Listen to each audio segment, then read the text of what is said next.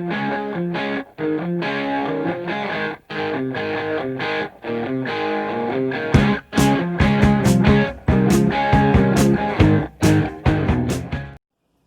YouTube, Hickory Stick back with you. It is Christmas Eve, and in case you're watching this 5 years from now, the year is 2020.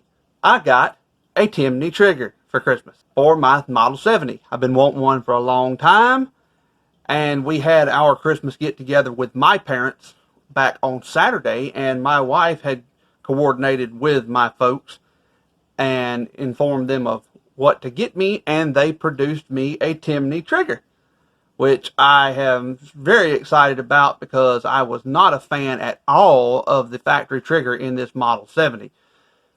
Now, the one that I've got with most Timney triggers is supposed to be a drop-in trigger, and I've already got it installed on this gun, but it wasn't exactly drop-in.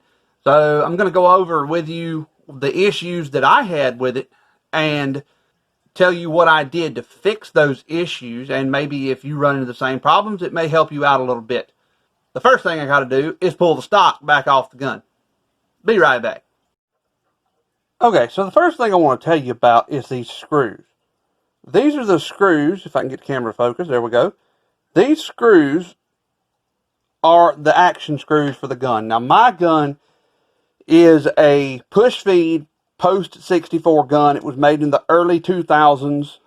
I bought it from Walmart. If you follow my channel, you'll know that it's a Walmart special Model 70. Nothing special about it. Black plastic stock. It's just the bottom of the barrel Model 70, and it has these Phillips head, what I call square Phillips head morphodite screws.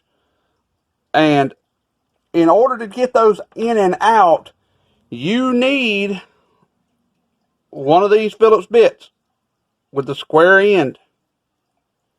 Do not use a Phillips bit with a pointed end. If you do, it will booger your screw heads up. I know this because I almost ruined one of mine using a pointed head screwdriver, not paying no attention to the fact that the square head would fit. It is a number 4 square head. That's the first thing that you need to know about this. Next up is the actual physical install of the trigger itself. This is the Timney trigger. The other trigger components on the factory trigger, you have a sear, you have the trigger itself, and there's two different components to the trigger and 2 different springs. With the Timney trigger, you don't have any of that.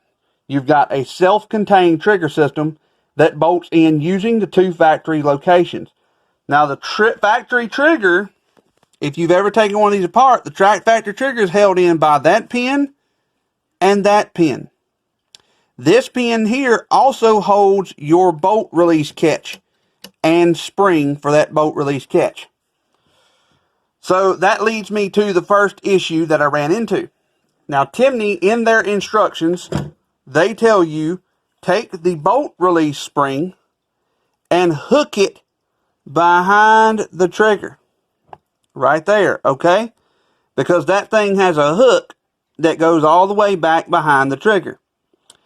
On my gun, that spring would not reach behind the trigger. As you see where it's at right now, it's right at the back of the trigger housing. So it wouldn't reach back there and hook. It's supposed to go back here behind it and hook back here. But it wouldn't reach, wasn't long enough. Wasn't nothing I could do to make it long enough. So what I had to do was take a pair of pliers and the part of the hook that hooks over this edge right here, I had to trim that off of the spring. Now that does worry me slightly because when I took it apart this time, that spring had worked its way over a little bit. But there's only so far it can go due to the stock. So I think it'll be okay. So that was the first issue I ran into. Not a big deal. All right. The second issue was this bolt right here. So what you do in Timney's instructions, and Timney has good instructions that any idiot can follow, was you pull the factory trigger completely out. Then you put the Timney trigger in place, put this pin in, get all your bolt catch put in and your spring put in. Get all that put in, and then you take this bolt right here, this little Allen head bolt, and you tighten it down snug. Once you got it tight and snug, then you tighten down that lock nut to lock it all in place. And that holds this trigger solid so that there is no movement in the trigger, because this thing is made universal to fit any action. And as we all know, sometimes you get different variances in actions. Mine was actually nice and tight in there. I didn't really have any slop, so this bolt and nut didn't really do much, but I tightened it down snug and tightened the nut down snug, like Timney said. Now, where the problem came in that was in my stock when I went to put the gun back together. When I went to put the gun back together, that bolt and nut right there were hitting my stock right down in there. Use my screwdriver. Right in there, they were hitting this little base section of this stock.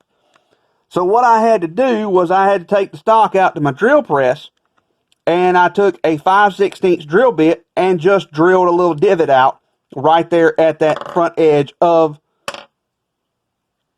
that flat section of that stock. Only about an 8, maybe 3/16 deep.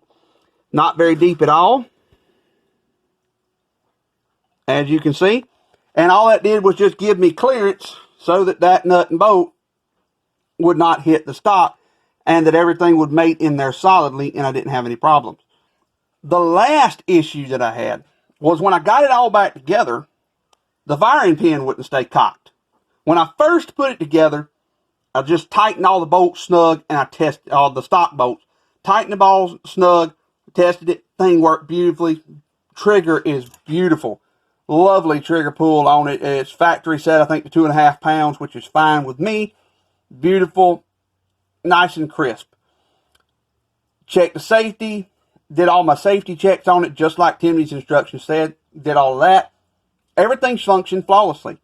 But then when I torqued the stock on to Winchester specs, which Winchester says torque the stock to 35 inch-pounds. When I torqued that stock on, the firing pin wouldn't hold.